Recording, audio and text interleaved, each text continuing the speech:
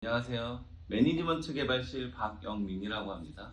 저는 오늘 에이전틱 AI 시대의 도래와 차세대 보안 전략에 대해서 공유를 드릴 거고요. 추가로 지금 내용은 RSA에 다녀와서 저희가 키워드나 키노트를 정리해서 그런 내용들을 보여드리고, 뒤쪽에는 안랩도 그 RSA 가서 엑스포 전시 부스를 만들어서 제품을 전시하는 것들이 있어서 관련된 제품 소개를 드리도록 하겠습니다. 네, 우선은 아시는 것과 같이 RSA는 샌프란시스코에서 열리고 전 세계의 가장 큰 그 보안 관련된 컨퍼런스라고 보시면 되고요. 보통 가면 이렇게 왼쪽 아래에 보면 사진도 이렇게 찍죠. 화이팅하고 찍고, 네, 안내 부스 사진, 그 다음에 앞에서 찍은 모스콘 센터 사진도 있습니다. 네, 두 번째는 참가한 기업은 약 한 43,000개 정도, 그리고 심층 세션은 한 600개 정도가 진행이 되고요. 키노트 세션이나 전문 세션은 한 30개 이 정도로 진행하고, 네, 참가한 기업이 약 한 600개 정도라고 보시면 되고, 엑스포 부스를 차려서 실제 소개하는 기업이 한 570개 정도로 보시면 됩니다. 네, 그래서 처음으로 테마에 대해서 얘기 드릴 건데, RSA는 항상 키워드 같은 테마를 선정해서 올해는 이런 식으로 뭐 테마를 선정해서 이렇게 얘기를 하는데, 올해는 파워 오브 커뮤니티라는 주제로, 공동체의 힘이라는 주제로 테마를 선정했고요.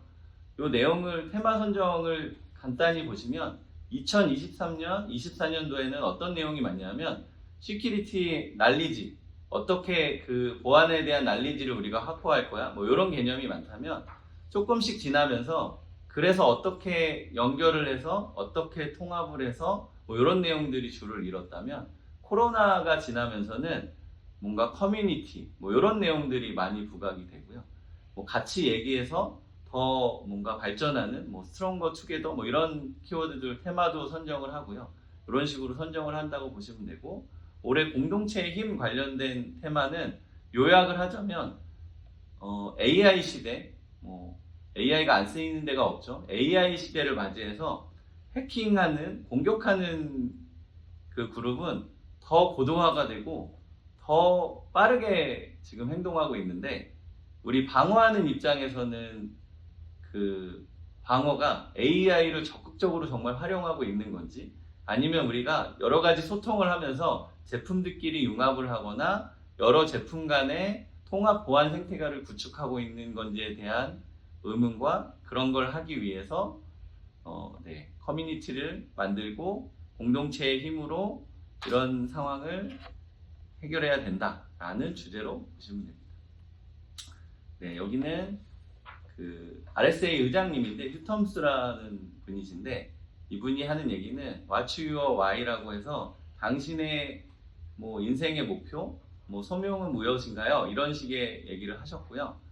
코어 메시지를 좀 요약을 해보면, 사이버 보안은 단순한 직업이 아니다. 이건 소명에 가까운 거고, 네, 소명으로 생각을 해야 된다라는 얘기를 하셨고요. 아시겠지만 지금 1, 2년 사이에 챗GPT가 나오고 나서 에이전트 AI, 에이전틱 AI 이런 식으로 세상이 너무 급변하고 있는데, 공격자들은 AI를 적극 활용하는 것 같은데 방어에서도 AI를 적극적으로 활용해야 된다. 뭐 이런 내용으로, 네, 오프닝 키노트를 진행하셨고요. 두 번째는 이분은 마이크로소프트 보안 부분 부사장님인데, 이분이 얘기하시는 건 내 주변에 있는 AI를 자동화시켜서 공격 그룹이나 이런 데 방어할 수 있는 에이전트나 이런 세상을 만들어야 된다, 이런 주제로 얘기를 하셨고요. 이분이 얘기한 것 중에 제가 좀 특별하게 생각하는 건, 이분이 2028년 정도가 되면 에이전트 AI가 13억 개 정도가 도입할 전망이라고 하더라고요. 그리고 공격자들도 당연히 AI를 이용해서 공격을 할 거고, 그러기 때문에 방어자들도 AI를 적극적으로 활용해서 이런 공격자의 속도나 이런 걸 맞춰야 된다라는 얘기를 하셨고, 뭐 제한 키워드로는 에이전틱 디펜스 플랫폼이나, 네, 에이전트 아이덴티티나 뭐 이런 거를 얘기를 하셔서, 네, 이렇게 소개해드렸고요. 두 번째는 구글 인텔리전스 부사장님인데 이분은 뭐라 그러셨냐면 지금 나오는 화면처럼 2022년도에는 침투 본 공격까지 시작되는데 8시간 정도가 소요됐다면 25년도에는 22초면 공격을 전개하는 시간이 이렇게 감소했다는 얘기를 했고요. 앞에서와 동일하게 이렇게 된 이유는 AI를 통해서 자동화를 하고 AI를 통해서 침투를 하는 구조로 갔기 때문에 이렇게 빠르게 이제 공격이 전개되는 흐름을 볼 수 있다라는 얘기를 주셨고요. 이런 걸 차단하기 위해서 여러 가지 그 전체적으로 우리 그 사이버 보안 뭐 이런 업계가 좀 움직여야 되는 거 아니냐, 뭔가 바뀌어야 되는 거 아니냐 이런 내용으로 얘기를 주셨고요.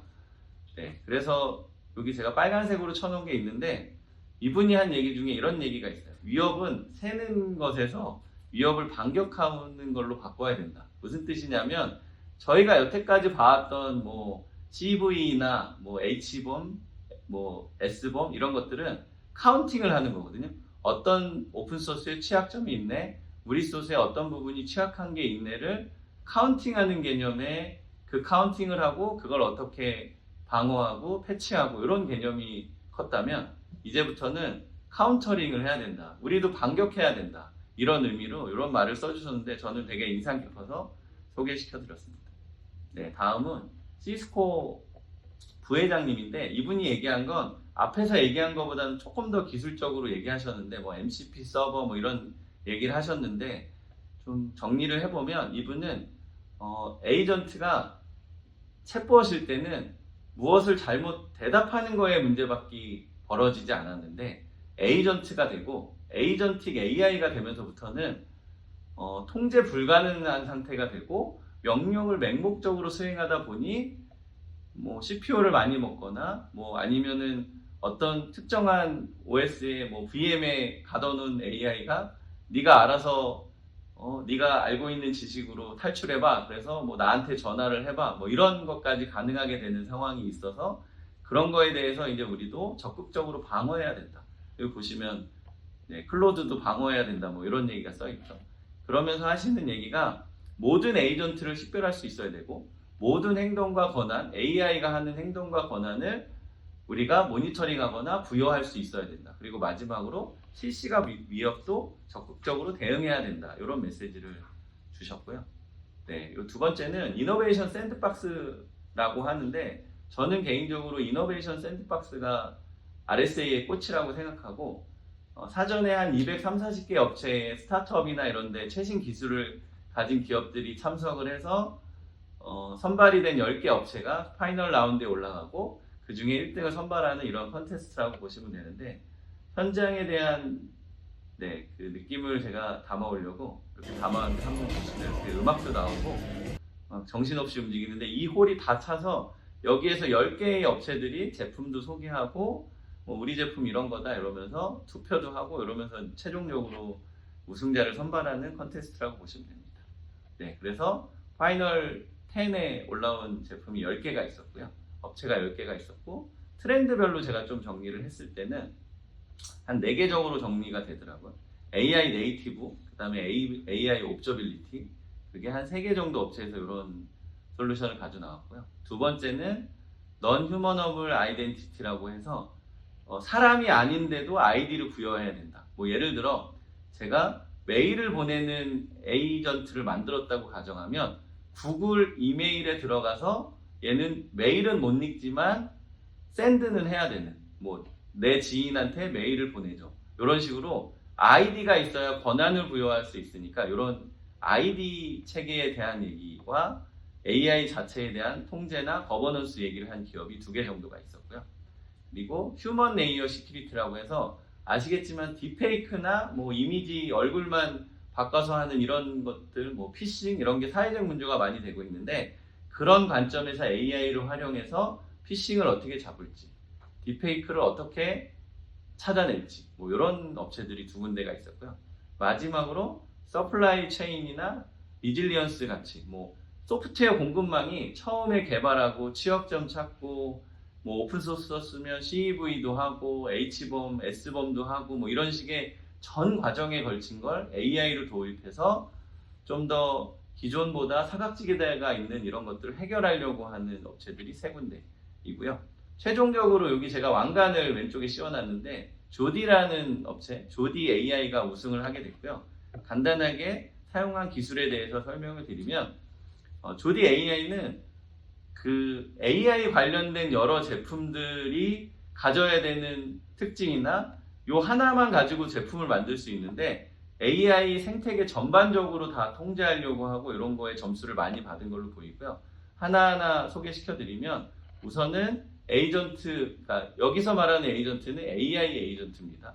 네, AI 에이전트를 식별해내거나 토폴로지 맵을 생성하거나 이런 걸 1차적으로 해야 된다. 그래서 네트워크에 뭐 게이트웨이를 설치하거나 아니면 크롬이나 이런데 그 플러그인을 설치해서 어떤 AI를 쓰는지 먼저 식별을 해내야 된다. 그래서 식별하는 기능도 가지고 있었고요. 기술도. 두 번째는 AI를 식별하고 나면 두 번째는 뭐 해야 되냐면 그런 AI들이 어떤 일을 하는지 감시하거나 디텍트하거나 뭐 이런 행위가 어떤 행위를 하고 있는지 AI로 분석을 한다. 이래야 다음에 이상행위를 했을 때 차단을 할 수 있는 이렇게 보시면 뭐 컨텍스트나 이런 걸 통해서 확인을 하고 네, 가드레일이나 이런 거를 위반했을 때 차단을 하는 이런 기능도 있었고요. 마지막으로는 계속 나오는 NHI, 네, Non-Humanable Identity 관련된 기술도 보유하고 있어서 네, 우승이 된 걸로 보입니다. 네, 다음은 저희 안랩이 뭐 24년, 25년 계속 RSA를 다녀오면서 그 창관 리뷰를 하거나 정리를 하거나 이런 작업을 하면서 기존에 저희가 이제 변화되는 한 최근 3년 동안 변화되는 키워드를 정리해 봤고요. 2024년은 내용을 보시면 아시겠지만 통합의 관점이 있었어요. 기존의 온프라미스에 각자 있던 제품을 뭐 SaaS 형태로 통합을 하거나 EDR, XDR을 통합하거나 뭐 파워드 AI를 조금 적용해서 보고서를 만들어 본다거나 어시스턴트를 추가한다거나 SOC, MDR, OT, GTNA, 클라우드 네이티브 이런 걸 통합하는 관점에서 2023년도는 인티그레이션이라는 키워드를 저희가 잡아봤고요. 25년에는 모든 제품이 다 AI를 쓴다라고 나와 있었어요. 그래서 파워드 AI, 뭐 AI 네이티브도 한다, 뭐 이런 내용들이 주여서 저희가 이제 키워드로 선정한 건 에이전틱 에라, 이라 이렇게 이제 세대, 뭐 에이전틱 그 세대가 도래했다, 뭐 이런 의미로 이렇게 잡아봤고요. 뭐 내용을 보시면 이 모든 제품을 AI를 이용해서 뭔가 컨트롤하고 뭔가 파워드, AI 파워드는 AI를 이용해서 제품을 좀 더 편하게 쓸 수 있는 방법, 그런 쪽으로 AI를 사용한다라는 의미를 보시면 되는데 그런 AI 파워드 제품들이 많았고요. 올해는 한 단계 더 나간 거죠. AI에서 에이전트도 조금씩 생성하고 이러는데 이제는 AI 보안은 어떻게 할 거야? 라는 주제가 됐고 그 보완하는 이유는 공격자로부터 내가 회복력을 키우기 위한 보완을 하기 때문에 리딜리언스라는 키워드를 저희가 선정해 봤고요. 네, 여기 밑에 보시면 파란색으로 보면 올해의 핵심 키워드는 이 정도가 될 것 같아요.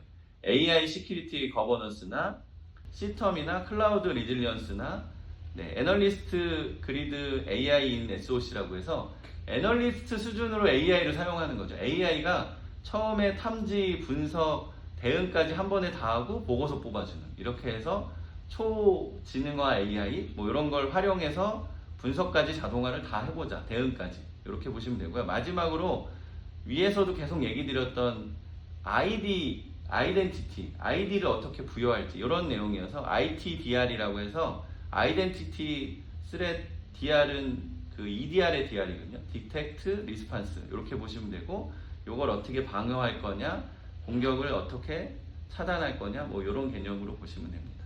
네, 그래서 이렇게 정리해봤고요. 저희가 이런 내용으로 이제 RSA를 다녀오고 나서 저의 생각은 뭐였냐면 이렇게 AI를 우리가 열심히 방어해야 되는 건 몇 년 더 기다려야 되겠다. AI로 침투하고 방어하는 건 이런 생각을 했는데 그 생각이 한 일주일 만에 무너졌죠. 저희가 3월 말에 그 RSA가 끝나고 한국으로 돌아와서 4월 7일 날 엔스로픽 미토스라는 이제 모델이 공개는 안 됐고 문서가 먼저 오픈이 됐는데 그 문서에 충격적인 내용이 있었습니다.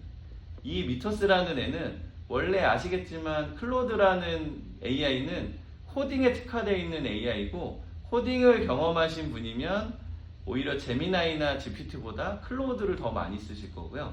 그 상위 버전이, 최상위 버전이 오퍼스라는 버전이 있었는데 지금 미토스는 오퍼스 상위 버전이에요. 그래서 얘는 코딩도 잘하는데 문제는 뭐였냐면 얘는 익스플로이트까지 할 수 있는, 자동화할 수 있는 기능을 가지고 있었어요. 그래서 코드를 분석한 다음에 취약점을 찾아서 그 취약점을 발현시켜보고 취약점으로 해킹까지 하는 이런 기능을 가지고 있어서 엔스로픽이 이 미토스라는 제품을 공개하기 전에 문서를 공개하면서 악용될 소지가 너무 많다라는 얘기를 했고, 뭐 아니나 다를까 4월 7일에 미국에서 그래서 여러 은행장들이나 중앙은행장, 뭐 구글, MS 등등 모여서 글래스윙이라는 프로젝트를 출범시켰고요.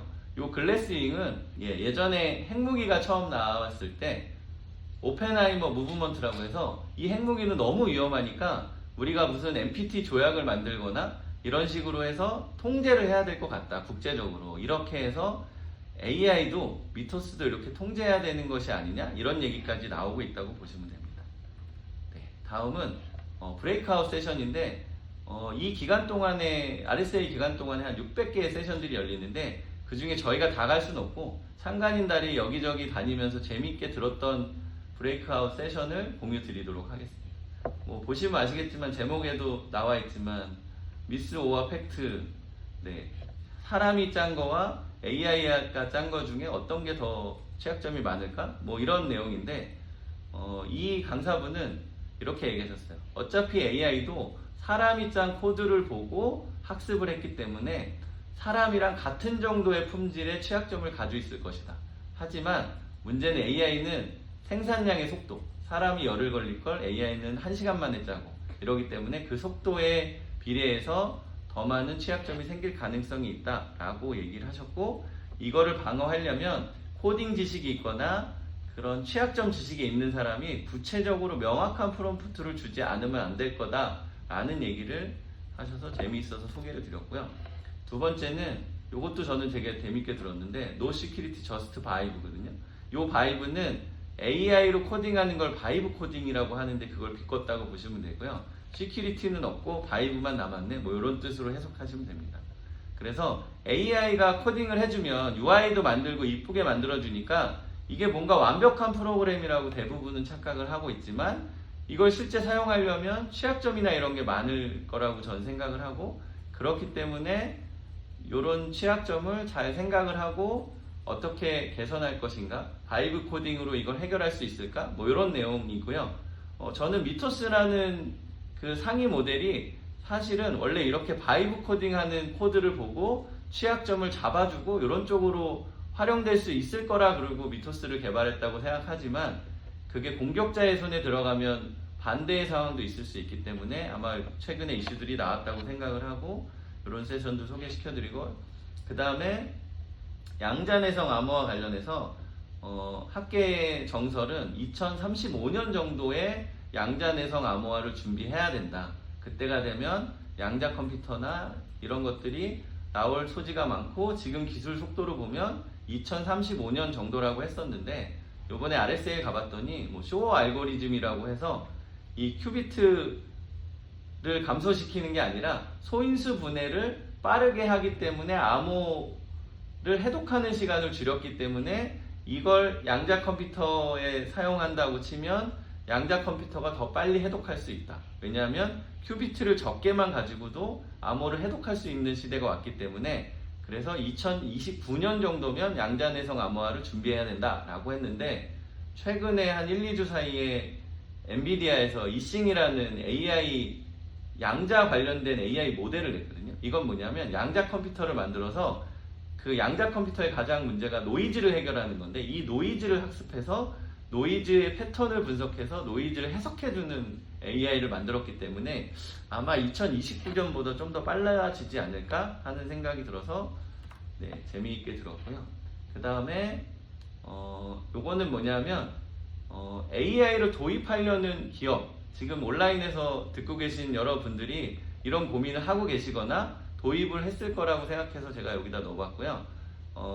AI를 도입하거나 AI 에이전트, 뭐 에이전틱 AI를 도입하려는 고객이나 그 회사는 한 82% 정도가 무슨 생각을 하고 있냐면 인력 효율화나 이런 생각을 하기 위해서 적극 도입을 추진하고 있다. 뭐 이런 내용이 있었고요. 그렇지만 이제 고민거리가 생기겠죠. AI를 통한 데이터 유출이나 뭐 신종 위협이나 거버넌스 공백 이런 것들에 대한 그 설문을 한 게 있어서 제가 공유를 드렸고요. 마지막으로 MCP라고 해서 모델 컨텍스트 프로토콜이거든요. 얘는 뭐냐면 에이전트 AI나 에이전틱 AI가 자기가 스스로 뭐 내가 지메일을 보내고 쇼핑을 하고 이럴 수는 없잖아요. 그래서 쇼핑몰에 뭐 예를 들면 아니면 제가 메일을 보낼 때 어떻게 하냐면 물어보는 거예요. 그 서버나 제품한테 너 지금 쓸 수 있는 API나 내가 너한테 시킬 수 있는 행동이 뭐야? 라고 하면 이 MCP 프로토콜로 나는 지금 노출되어 있는 API는 뭐뭐뭐가 있고 이거는 메일을 보내는 기능이야 라고 하면 에이전트 AI가 붙어서 메일에 원문을 작성하고 샌드 이런 식으로 하는 프로토콜이라고 생각하면 되고요. 그러면 이제 저희가 요즘에 많이 쓰고 있는 여러 가지 뭐 AI 모델들에 대해서 이 프로토콜의 취약점 이런 걸 해봤더니 GPT 3.5, 뭐 클로드 3.5, 제미나이 2.5 순으로 조금 취약한 부분이 있었다 이런 얘기를 했고요. 제가 인상 깊었던 건 이 빨간색으로 쳐놓긴 했는데 현재 AI 방어는 어플리케이션 레이어나 트랜스포트 레이어 뭐 간단히 비유하면 저희가 PC들이 네트워크를 하면서 처음에 도입한 제품이 방화벽 같은 제품이거든요. 지금 그 정도 단계에서 AI를 컴플라이언스 이슈나 차단이나 권한이나 뭐 이런 걸 하고 있다라고 보시면 되고 제가 지금 앞에 소개드렸던 여러 가지 것들은 앞으로 1, 2년 안에 그런 식으로 발전할 거다라고 생각하시면 될 것 같습니다. 네, 그리고 요거는 뭐냐면 그 RSA에 아까 제가 말씀드렸지만 부스 기준으로도 한 600개 정도의 기업이 와서 부스를 이제 오픈하고 자사 제품을 뭐 홍보하거나 이런 역할들을 하는데 그 600개를 저희가 다 볼 수는 없어서 저희도 AI를 이용해서 딥 리서치를 하고 키워드별로 분류했더니 이렇게 순서대로 나왔다라고 보시면 되고 이 전체적으로 저희가 현재 상황이나 뭐 이런 걸 설명하는 문구를 한번 만들어 봤는데 뭐 1, 2년 전만 해도 AI for Security 아까 얘기했던 AI 파워드에 가깝다. AI를 이용해서 제품을 어떻게 잘 쓸까 통계를 내볼까 였는데 이제 완전 이제 뷰가 달라진 거죠. 에이전트나 에이전틱 AI가 돌아다니면서 자기가 막 일을 하면서 사고를 치게 되니까 우리가 AI를 어떻게 보완해야 되지? 라는 관점으로 관점이 전환이 되고 있다. 그럼 반대로 생각하면 AI for Security도 중요하고 이건 당연히 해야 되는 거고 Security for AI도 당연히 해야 되는 거. 그러니까 해야 될 일들이 점점 늘어나고 있다라고 보시면 되고 대신에 AI는 사람이 해주는 일을 좀 더 대신해 줄 수 있으니까 그런 부분에서 보시면 될 것 같습니다. 네, 두 번째는 저희 안랩의 경쟁사라고도 할 수 있는 클라우드 스트라이크나 센티넬 1에 대해서 간략하게 AI가 어떤 방향성으로 가고 있냐를 정리했고요. 클라우드 스트라이크는 휴먼 인 더 루프라고 해서 사람이 개입을 하면서 뭐 이벤트가 발생했는데 초동 대응을 하고 그 다음에 어떻게 할까요? 사람한테 문의하고 그 다음에 대응은 어떻게 할까요? 사람한테 문의하고 최종적으로 리포트를 뽑아주는 형식의 AI를 이제 구조적으로 만들어서 통합하려는 노력을 하고 있다라고 보면 센티넬1은 처음부터 끝까지 AI로 다 하려고 하는 다 대응까지 다 끝난 다음에 그 다음에 AI가 어떻게 잘 설명을 해줄까 이런 개념이었고요. 제가 여기서 지금 클라우드 스트라이크 센티넬1을 얘기 드렸지만 이들도 역시나 모든 AI를 이렇게 완벽하게 제품을 만든 건 아니고요. 저희가 가서 뭐 보고서 보여주세요, 대시보드 보여주세요, 뭐 AI 차단된 거 보여주세요, 뭐 이랬더니 다른 제품을 보여주기도 하고 아직 통합 전이다, 데모 전이다 이런 얘기를 해서 앞으로 1, 2년 안에 이런 일들이 실제 벌어질 가능성이 있고 제품에 녹일 가능성이 있다 정도로 생각해 주시면 됩니다. 네, 이제부터 사진 몇 장을 보여드릴 건데요. 요거는 이제 한국관이어서 뭐 저희 눈에 익는 기업들 여러 개가 같이 참석을 했고요. 두 번째는 마이크로소프트, 구글, 뭐 시스코. 여기 시스코는 아시겠지만 스플렁크 인수해서 시스코 간 내에 스플렁크가 있더라고요.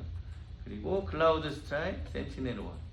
네, 그리고 여기는 레거시 AV 업체들인데 이스텟, 비트디펜더, 시만텍 막 이런 업체들이 있고 시만텍은 아시겠지만 브로드컴에 인수가 된 상황이고요.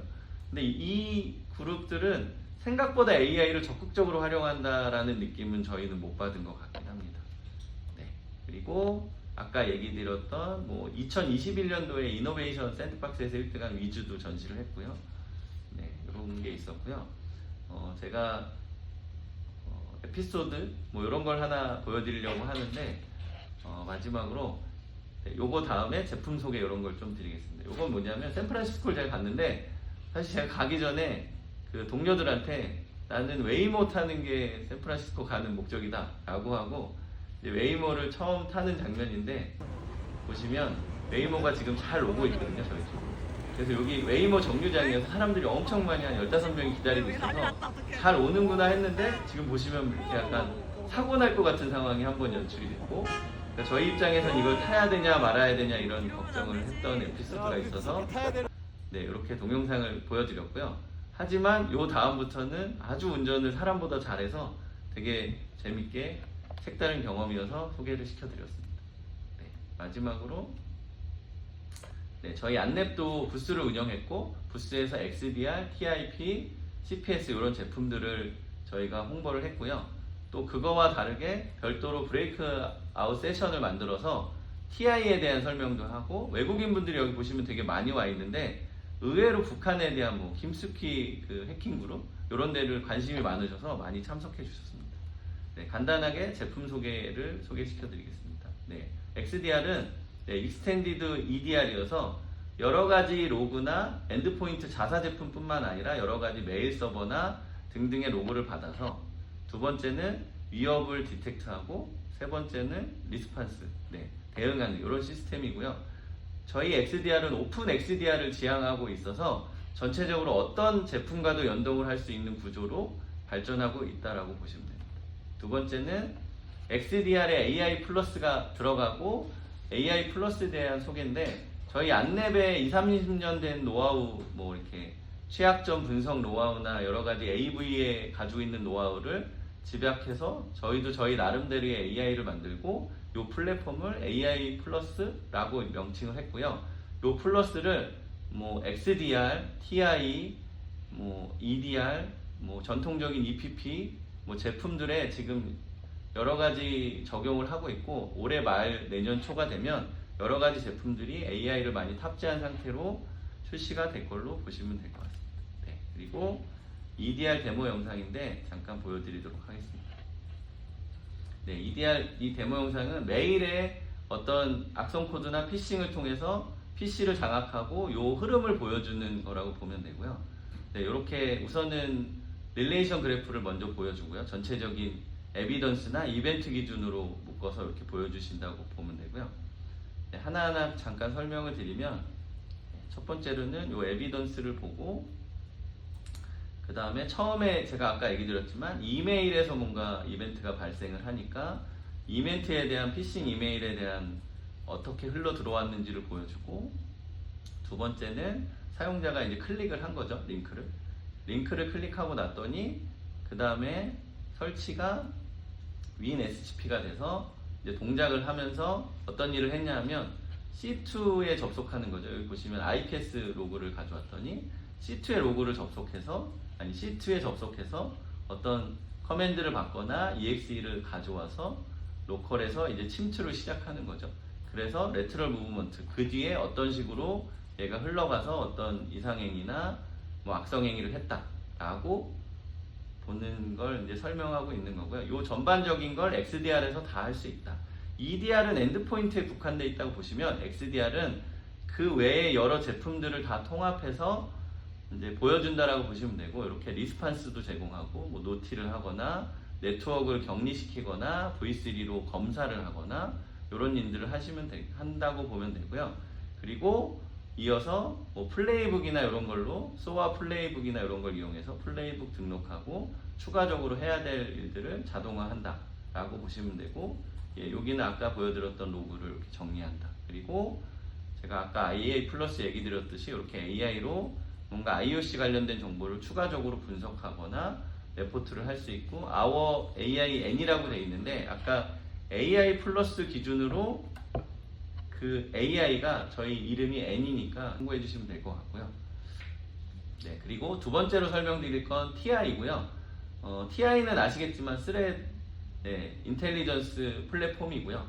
네, TI에서 제공하는 건 크게 세 가지가 있는데 저희가 그냥 TI는 아니고 어드밴스드라고 붙인 이유는 안랩이 가지고 있는 한 30년 정도 된 그 노하우를 집약해서 TI 정보를 제공한다. 그 위협 정보를 제공한다 라고 해서 이렇게 어드밴스를 붙였고 뭐 IOC나 C2나 CVE나 이런 것들을 제공해주고 다크웹 정보 이런 걸 제공해준다고 보시면 되고요. 두 번째는 클라우드 샌드박스. 이런 뭐 피싱이나 이런 걸 저희가 PC에서 클릭해 볼 수 없으니 클라우드 샌드박스에서 재현을 해보고 재현된 결과로 뭐 릴레이션 그래프를 그리거나 이거를 비주얼라이제이션 하거나 이런 일들을 한다고 보시면 되고 마지막으로 관련된 컨텐츠를 레포트나 이런 걸로 정기적으로 보내드리거나 이런 일을 한다고 보시면 됩니다. 네, 간단하게 기능을 설명드리면 이렇게 파이레시, 의심 파이레시가 있으면 요거에 대해서 이렇게 점수를 보여주거나 요 점수를 보여주는 데서 추가적으로 어드밴스드하게 이런 행위 그래프를 보여주거나 타임라인을 보여주거나 이런 일도 하고요. 네, 의심행위 URL이나 IP나 이런 것들을 저희가 목록을 제공하면 별도로 차단을 방화벽에 설정하시기나 이런 정보도 제공을 해드리고요. 네, 이렇게 프로텍션 관련된 상세한 정보들도 제공을 해드리고요. 네, 그리고 마지막으로 랜섬웨어 DLS라고 써 있는데 랜섬웨어는 원래 PC에 있는 정보를 탈취해 가서 암호화해 놓거나 그래서 뭘 하냐면 돈을 요구하는 건데 돈을 안 주면 이거를 다크웹에 올려서 더블릭 사이트라고 하는데 그쪽에 올리는 정보까지 저희가 TI로 제공을 해드리고 AI로 서머리를 한다라고 보시면 됩니다. 다음 소개시켜드릴 제품은 CPS인데 CPS는 사이버 피지컬 시스템이라고 해서 전체적으로 OT 환경에서 엔드포인트, 네트워크 이런 엔드포인트는 EPS, 네트워크 프로텍션은 XTD를 통해서 이런 주요 피처를 가지고 있는 제품이 CPS라고 보시면 되고요. 옆에 피처가 있으니까 한번 보시면 될 것 같고 두 번째는 EPS는 기존의 전통적인 PC에 설치돼서 뭐 감시하고 AV, EPP 제품이라고 보시면 되는데 특화되어 있는 건 OT 환경에 씬 에이전트를 구성하거나 바이러스가 백신이 없을 경우에는 그 안랩 X 스캐너를 이용해서 스캔을 하거나 치료를 하는 이런 기능이 대표 기능이라고 보시면 되고요.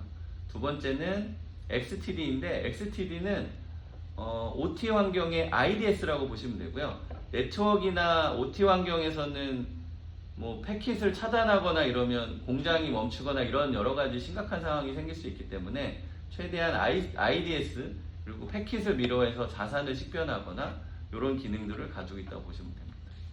네, 그리고 ICM은 이런 매니지들을 합쳐서 하나의 센트럴 매니지먼트로 표현해서 다른 정보를 여러 가지 정보를 제공하는 이런 매니저라고 보시면 되고요. 이 전체가 CPS의 개념도라고 보시면 될 것 같습니다. 네. 다음으로 마지막으로 제가 어펜딕스를 하나 더 붙였는데 시큐어 브리치라는 제품인데 제가 앞에서 AI 에이전트, 에이전틱 AI, 뭐 AI 거버넌스 얘기를 많이 했는데 AI에 특화된 제품이 저희 안랩에도 있고요. 전략 제품으로 시큐어 브리치라는 제품이 있습니다.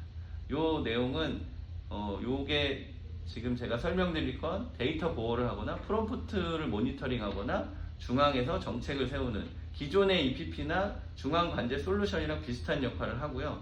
하지만 AI에 좀 더 특화되어 있다라고 보시면 되고요. 두 번째는 아까 어떤 유저가 어떤 LLM 모델이나 AI를 이용해서 어떤 업무를 수행하는데 여기 보면 PII, SI 등으로 해서 개인정보들을 유출하거나 이런 것도 탐지하고 방어하고 필요에 따라서 차단까지 하는 제품이라고 보시면 되고요. 이렇게 개인정보나 개인 식별정보, 주민번호 등등을 탐지하고 프로텍션 한다고 보시면 될 거예요. 마지막으로 이렇게 한 장의 장표로 차별화 포인트는 우선은 에이전트 리스 방식이니까 설치하기 편하실 거라고 보이고 뭐 다양한 인프라 환경, 멀티 LLM을 이용해서 아까 개인정보를 찾거나 이런 일들을 한다고 보시면 됩니다. 네, 제가 오늘 준비한 내용은 여기까지이고요. 네, 감사합니다.